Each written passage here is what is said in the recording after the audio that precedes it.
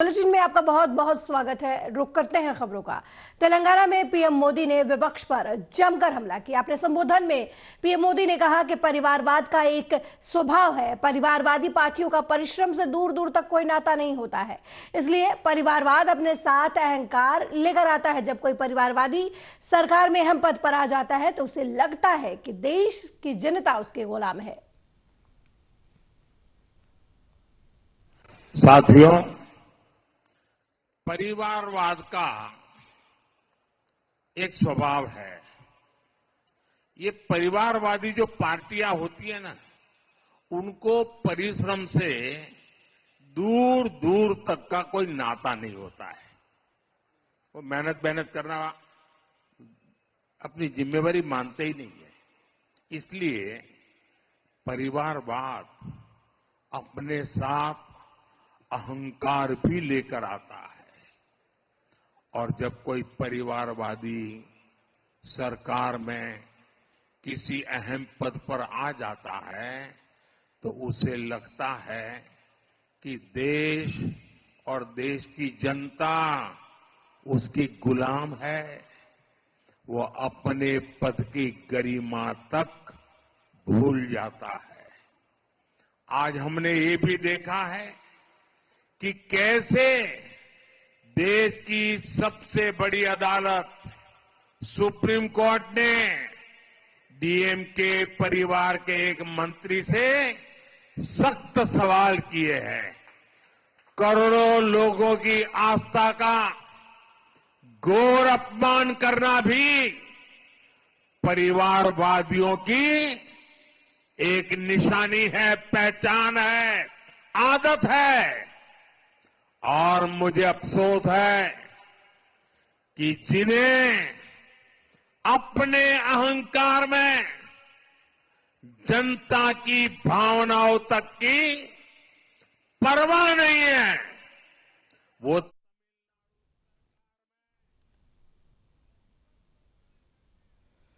वहीं मध्य प्रदेश में कांग्रेस की भारत जोड़ो न्याय यात्रा में कांग्रेस सांसद राहुल गांधी ने सरकार पर जमकर हमला किया है। पीएम मोदी की सरकार पर हमला बोलते हुए उन्होंने कहा कि सरकार का आपको नौकरी देने का कोई इरादा नहीं है। उन्होंने अग्निवीर योजना दी, लेकिन फिर वे परीक्षा लेकर पेपर लीक कर देते हैं क्योंकि इन्हें किसी को सरकारी नौकरी नहीं देनी है।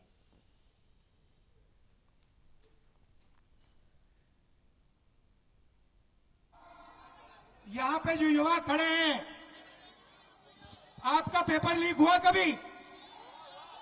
ये देखो, आपको रोजगार नहीं देते, आपको अग्निवीर दिया, सेना से निकालने का काम किया और फिर पेपर लीक कराते हैं क्योंकि ये किसी को सरकारी रोजगार नहीं देना चाहते। ये मैं आपसे कहना चाहता था। आप सबका बहुत बहुत धन्यवाद। और जो पुलिस वाले मुस्कुरा रहे हैं, आपका भी धन्यवाद। जय हिंद भैया।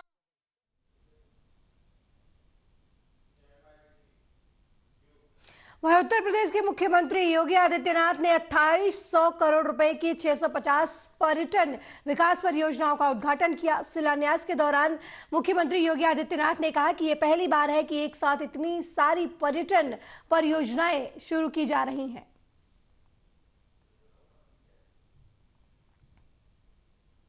करोड़ रुपए की परियोजनाओं के लोकार्पण और शिलान्यास के लिए आयोजित आज के इस कार्यक्रम के लिए मैं सभी जनप्रतिनिधियों का हृदय से अभिनंदन करते हुए प्रदेशवासियों को इसके लिए हृदय से बधाई देता हूं, अपनी शुभकामनाएं देता हूं। पहली बार हो रहा है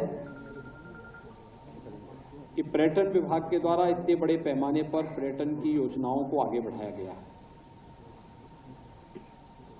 और यह केवल एक क्षेत्र विशेष या जनपद विशेष में नहीं है।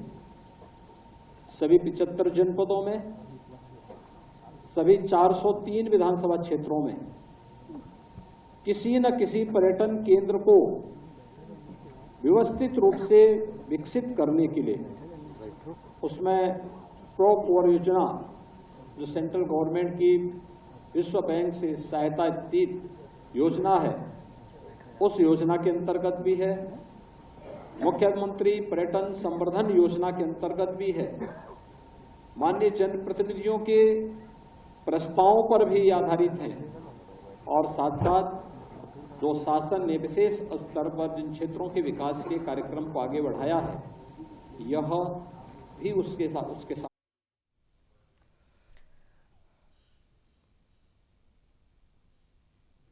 वहीं बिहार के पूर्व मुख्यमंत्री लालू प्रसाद यादव के परिवारवाद तंज पर केंद्रीय मंत्री स्मृति ईरानी ने कहा कि प्रधान सेवक बनकर उन्होंने परिवार की सेवा की है। पूरा भारत पीएम मोदी का परिवार है। इंडी गठबंधन के चारा चोर ने कहा कि उनका कोई परिवार नहीं है। मैं उन्हें बताना चाहती हूं कि हम मोदी के परिवार हैं। ये युवा है मोदी का परिवार, जिसका परिवार भारत के 140 करोड़ लोग हैं, उसका कोई भी बाल बाका नहीं कर पाएगा। सेवक के नाते इस परिवार के लिए जो वो भारत कहते हैं, उस परिवार के लिए जूझते जूझते परिश्रम करते करते आज राजनीति के उस पड़ाव पर पहुंचे हैं जहां इंडिया अलायंस के एक चारा चोर ने ये कहा कि मोदी का कोई परिवार नहीं। आज बड़ी विनम्रता से उस चारा चोर तक अगर नागपुर से आवाज जाए महाराष्ट्र की, तो कहना चाहती हूं, हम हैं मोदी का परिवार। ये नौजवान है मोदी का परिवार। बोलो उससे, कौन है मोदी का परिवार? कौन है मोदी का परिवार? कौन है मोदी का परिवार? अरे जिसका परिवार 140 करोड़ का है, उसका बाल भी बांका नहीं हो पाएगा। उस व्यक्ति ने संकल्प लिया है कि ये कर्तव्य काल है, 2047 तक भारत को पूर्ण रूप से विकसित बनाना है। इसीलिए हर युवा को बाहर आना है।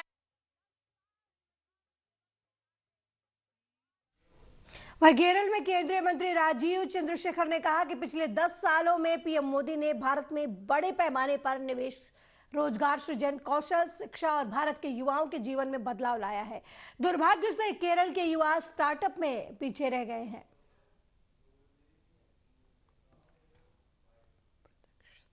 Things, especially my opponents, they have 45 days to say their thing.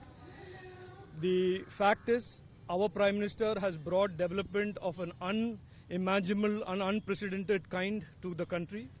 In 2014, the people whom you refer to, the Congress and the CPM, who were partners of the Congress for the UPA government, put India to its knees and brought this country to almost financial breakdown in 2014.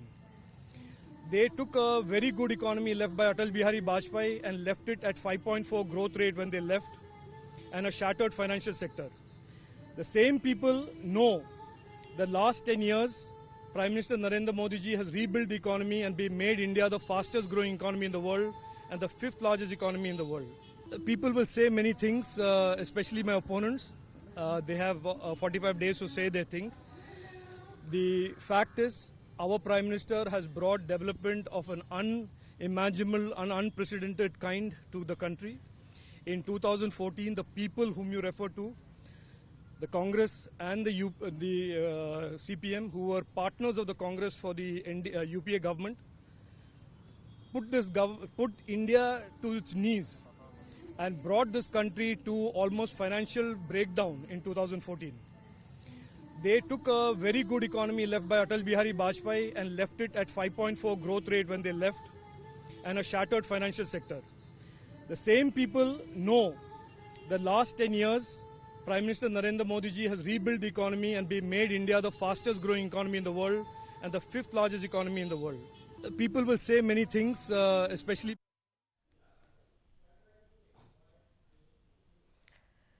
वहीं उत्तर प्रदेश सरकार का बहुप्रशिक्षित मंत्रिमंडल विस्तार मंगलवार को होना तय माना जा रहा है। मुख्यमंत्री योगी आदित्यनाथ की अगुवाई वाली प्रदेश सरकार के दूसरे कार्यकाल का ये पहला मंत्रिमंडल विस्तार होगा। इस विस्तार में 3 नए मंत्रियों को शपथ दिलाया जाना बताया जा रहा है। हालांकि 2 और मंत्रियों को शपथ दिलाई जा सकती है। मुख्यमंत्री ने सुबह कैबिनेट बैठक बुलाई है और मंत्रिमंडल विस्तार शाम को होने की संभावना जताई जा रही है। पिछले कई महीनों से प्रदेश में मंत्रिमंडल विस्तार की अटकलें तेज चल रही थी।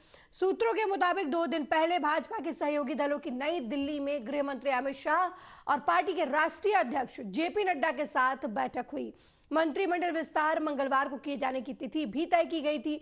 इस विस्तार में सुहेलदेव भारतीय समाज पार्टी के अध्यक्ष ओम प्रकाश राजभर, भाजपा एमएलसी दारा सिंह चौहान और राष्ट्रीय लोक दल से विधायक राजपाल बालियान का मंत्री बनना तय बताया जा रहा है। इन तीनों के अलावा भी प्रदेश सरकार 2 और नए चेहरों को मौका दे सकती है।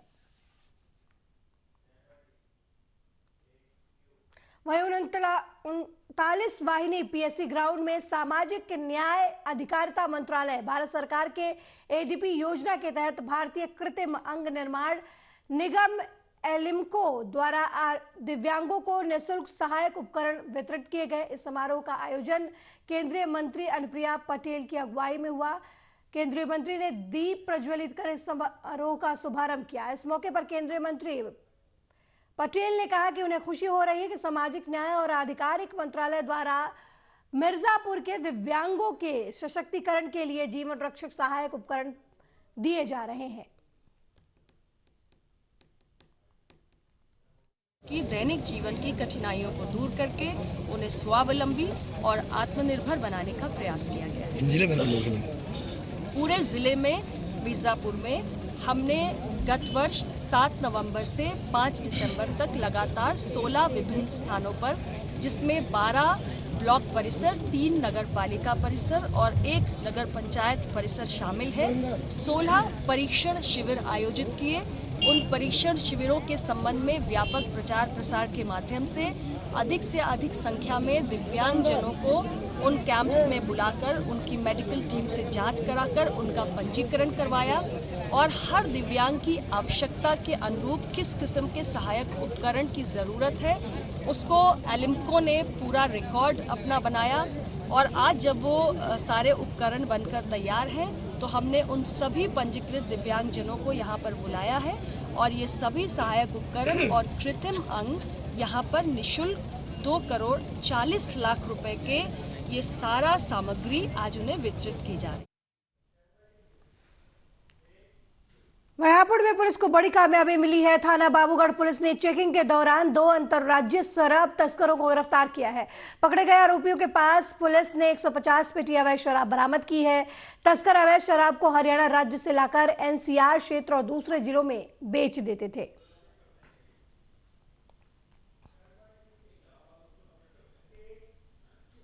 वहीं बुंदेलखंड में बीते 2 दिनों से हो रही बारिश और ओलावृष्टि से बेहाल किसानों के समर्थन में समाजवादी पार्टी के कार्यकर्ताओं ने कलेक्ट्रेट परिसर में जोरदार प्रदर्शन किया। किसानों के सैकड़ों एकड़ की फसलों के 100% मुआवजे की मांग को लेकर राज्यपाल के नाम संबोधित ज्ञापन डिप्टी कलेक्टर को सौंपा। तत्कालीन मुआवजा वितरित करने की मांग की। समाजवादी पार्टी के जिला अध्यक्ष शोभालाल यादव ने इस दौरान कहा कि महोबा में ओलावृष्टि और अतिवृष्टि से किसानों की फसलों को काफी नुकसान हुआ है। उनकी मांग है कि सरकार इस दैवीय आपदा से किसानों को बचाने के लिए तत्काल मुआवजा दे।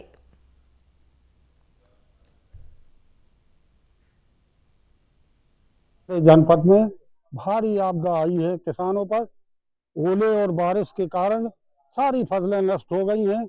इसलिए हमारे राष्ट्रीय अध्यक्ष जी के निर्देश पर हम लोग आज आवेदन देने यहाँ पर आए, ज्ञापन दिया। क्या मांगे थी आप लोगों की? हमारी मांगे थी कि हमारे किसानों को उचित मुआवजा दिया जाए जिससे उनका भरण पोषण हो सके। हमारे जनपद में भारी आपदा आई है। किसानों पर ओले और बारिश के कारण सारी फसलें नष्ट हो गई हैं। इसलिए हमारे राष्ट्रीय अध्यक्ष जी के निर्देश पर हम लोग आज आवेदन देने यहाँ पर आए, ज्ञापन दिया। क्या मांगे थी आप लोगों की? हमारी मांगे थी कि हमारे किसानों को उचित मुआवजा दिया जाए जिससे उनका भरण पोषण हो सके। हमारे जनपद में भारी आपदा आई है। किसानों पर ओले और बारिश के कारण सारी फसलें नष्ट हो गई हैं। वहीं बुलंदशहर के गुलाबशी में मेरठ की एसटीएफ ने फर्जी प्रमाण पत्र बनाने वाले गिरोह के 3 सदस्यों को गिरफ्तार किया है। पकड़े गए लोगों के पास से एसटीएफ ने भारी मात्रा में दस्तावेज, लैपटॉप, 5 मोबाइल फोन, कार भी बरामद किया है। पकड़े गए लोगों पर आरोप है कि ये लोग मोटी रकम वसूल कर फर्जी प्रमाण पत्र बनाने का गोरख धंधा कर रहे थे।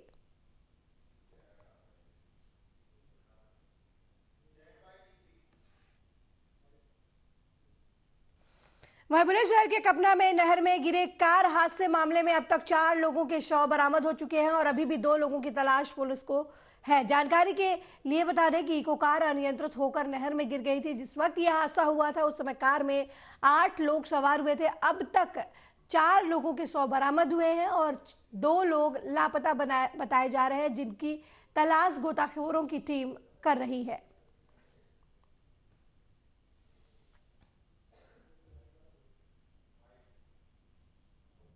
ये गाड़ी जो कि ग्राम कपना के पास नहर में गिर गई थी, थाना जहांगीरपुर क्षेत्र में, उसमें तत्काल राहत की कार्रवाई की गई थी, जिसमें 2 लोग जीवित निकाल लिए गए थे सकुशल, और बाद में जो शव निकाले गए थे उसमें से 3 लोगों का पोस्टमार्टम कराया गया और 3 लोग मिसिंग थे, जिनको लगातार सर्च एनडीआरएफ और एसडीआरएफ के द्वारा और स्थानीय गोताखोरों के द्वारा किया जा रहा था और आसपास के जनपदों को भी।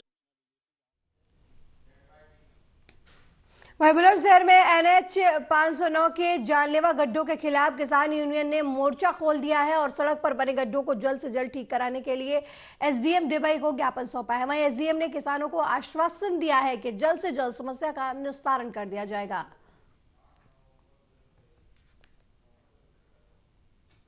ये हमारे किसान बंधुओं ने एक शिकायत की है, जो कि हमारे 509 जो नेशनल हाईवे गया हुआ है उसकी सड़कों की थोड़ी मरम्मत कराने के संबंध में दिया गया है, जिसमें इनके द्वारा बताया गया है कि सड़क पे कुछ जगहों पे होल्स हो रखे हैं, गड्ढे हो रखे हैं, तो जिसको मैं अभी उसी रास्ते पे जा रहा हूँ।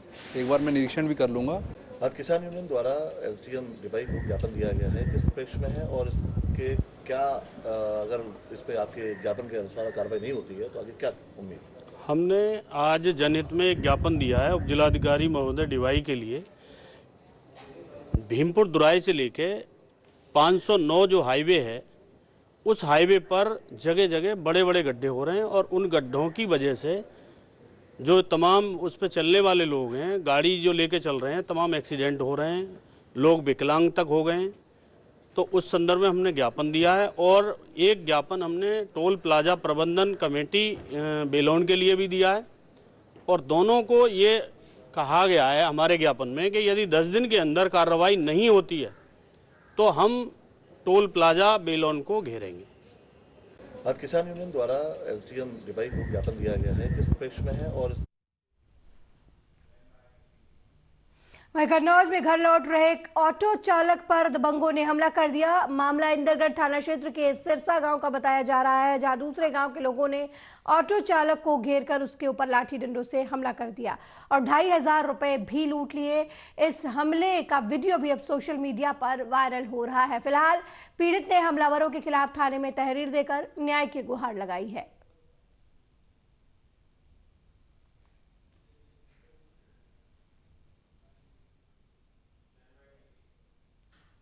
अगली खबर मिर्जापुर से है, जहां हलिया थाना क्षेत्र के भटवारी गांव पहाड़ी बस्ती में सोमवार की सुबह मगरमच्छ पहुंचने से हड़कंप मच गया। करीब 10 फीट लंबा मगरमच्छ गांव के सबत मुनि कोल के घर के सामने चहलकदमी करते हुए देखा गया। वहीं गांव में मगरमच्छ के घुसने की खबर लगते ही लोगों की भीड़ लग गई। जानकारी पाकर मौके पर पहुंची पुलिस और वन विभाग की टीम ने कड़ी मशक्कत के बाद मगरमच्छ को रेस्क्यू किया और उसे सुरक्षित स्थान पर छोड़ दिया।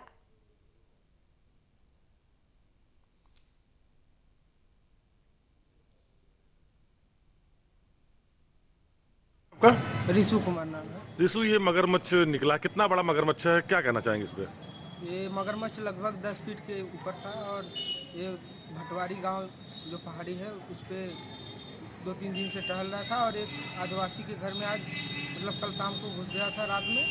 तो उन्होंने इसकी सूचना वन विभाग टीम को दी और वन विभाग टीम आई और आज पकड़ के ले गई, जिससे कि ग्रामीणों में दहशत था जो वो अब इस समय सही है।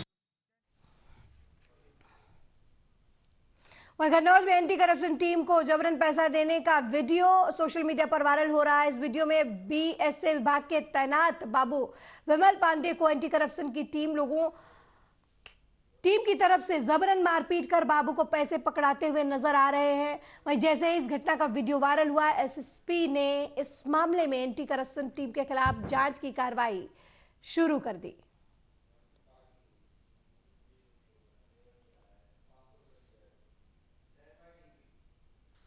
बुलंदशहर के अनूप शहर में पीवीएस कॉलेज में जिलाधिकारी चंद्र प्रकाश सिंह पहुंचे, जहां पर उन्होंने स्कूल में पौधारोपण किया और महाविद्यालय में नवनिर्मित गंगा लाइब्रेरी का उद्घाटन किया।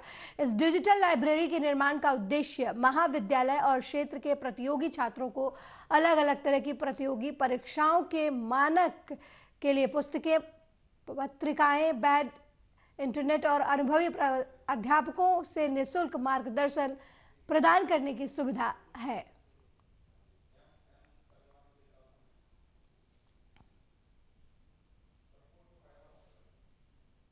बहुत सारी चीजें ऐसी रही। अभी पीछे जब आए थे सर, 1-1.5 साल हो गया जब यहाँ पे हमारे परिसर में, तो सबसे खास बात थी, सब कुछ देखने के बाद कहा था कि प्राण प्रतिष्ठा होनी जरूरी है, वो करनी है। और मैंने उस शब्द को अपने उसमें उतार लिया बिल्कुल, और न केवल स्टूडेंट्स के मन में और इस कॉलेज में प्राण प्रतिष्ठा की और ये प्रयास किया आप सबको पता। साथ ही बहुत सारी चीजें ऐसी रही।